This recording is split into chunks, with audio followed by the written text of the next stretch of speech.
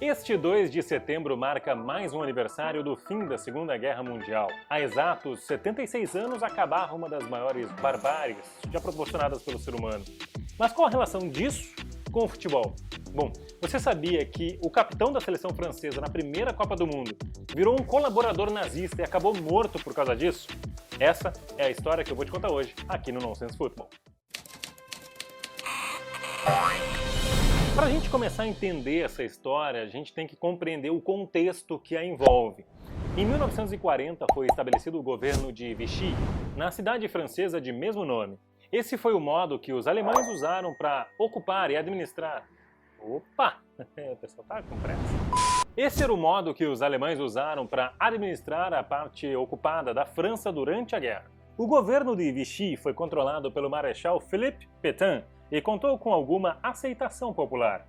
Trocaram o bordão francês de igualdade, liberdade e fraternidade por trabalho, pátria e família. Soa familiar para você? Cerca de 13 mil judeus daquela região foram enviados a campos de concentração. Quando a França foi libertada pelos aliados em agosto de 1944, o país voltou a ser uma república e Pétain foi acusado de alta traição e crime de indignação nacional. Acabou morrendo na prisão em 1951. 10 anos antes da instauração do governo de Vichy, a França começava a sentir os grandes problemas causados pela crise de 29. Afinal, havia altas taxas de desemprego, baixa produção industrial e vários outros problemas. Mesmo nesse contexto conturbado, o futebol acabou sendo uma saída interessante, e a França foi uma das precursoras da Copa do Mundo. O futebol acabou sendo também uma boa saída para Alexandre Villaplane, jogador de 24 anos do meio de campo da seleção francesa. Villaplane era o capitão da seleção francesa naquele Mundial. O camisa 6 havia nascido em Argel, na antiga colônia argelina, em 25 de dezembro de 1905. Ele teve destaque no Nîmes e depois no Racing Paris, e no fim das contas, faria um total de 25 jogos pela França, entre 1926 e 1930. O meia participou dos 3 jogos dos Bleus na fase de grupos de 30. Inclusive, participou do jogo que teve o primeiro gol de uma Copa, marcado por Lucien Laurent, meia esquerda que trabalhava na Peugeot e que virou prisioneiro durante 3 anos durante a guerra, que viria mais tarde. On se levait le matin pas de bonne heure quand même, 8h, 7h30, 8h, déjeuner, petit footing sur le bateau, training. On the boat? Sur le pont. Not with a ball. On the bridge. Yeah, just running. Tous les jours, au ballon un petit peu, mais à l'intérieur, quoi. Enfin, They kept going over the side. The ball. non, fermé. Les C'est play fermé. inside. À 22 ans, on ne se rend pas compte où on était. Là. Déjà d'aller en Amérique du Sud, on se demandait si c'était vrai, quoi. C'était un rêve pour moi. On est arrivé le 10 juillet, je crois, oui, à Montevideo. Facilities Mais were good. ça a duré à peu près 5-6 jours, pas plus. You were still wobbly from the boat. Juste le temps de se stabiliser au point de vue, ouais.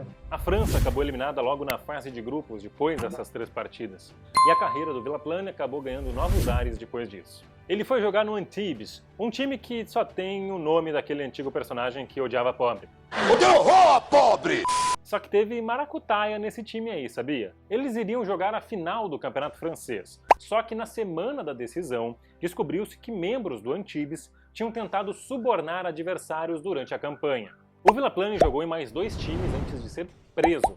Pois é, ele estava viciado em apostas e se envolveu num esquema de manipulação de corrida de cavalo. Isso aconteceu em 1935. Depois que a guerra começou, Villaplane partiu de vez para o mundo do crime. Foi preso de novo em 1940 e, quando liberado, acabou chamado para integrar uma espécie de milícia contra a resistência francesa. Foi preso mais uma vez e depois se tornou um dos líderes de um dos grupos da Brigada do Norte da África, que colaborou com os nazistas. O ex-jogador foi responsável por dezenas de execuções até ser pego pelos aliados em 1944. Em 1º de dezembro de 44, Villaplane foi condenado à morte por participar dessa Gestapo francesa. Ele era acusado de estar envolvido em pelo menos 10 assassinatos. No julgamento, o Villaplane disse que causou muitos danos, mas que também carregava o peso de crimes que não tinha cometido, e que lamentava que muitas das testemunhas de defesa não tivessem comparecido.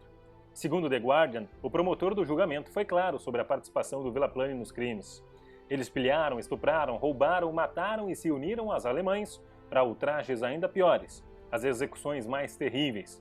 Eles deixaram fogo e ruína em seu rastro. Uma testemunha nos contou como viu com seus próprios olhos esses mercenários tirarem joias dos corpos ainda retorcidos e manchados de sangue de suas vítimas. Vilaplane estava no meio de tudo isso, calmo e sorridente, alegre, quase revigorado. Foi depois do Natal de 44 que o Vilaplane acabou sendo morto, foi fuzilado.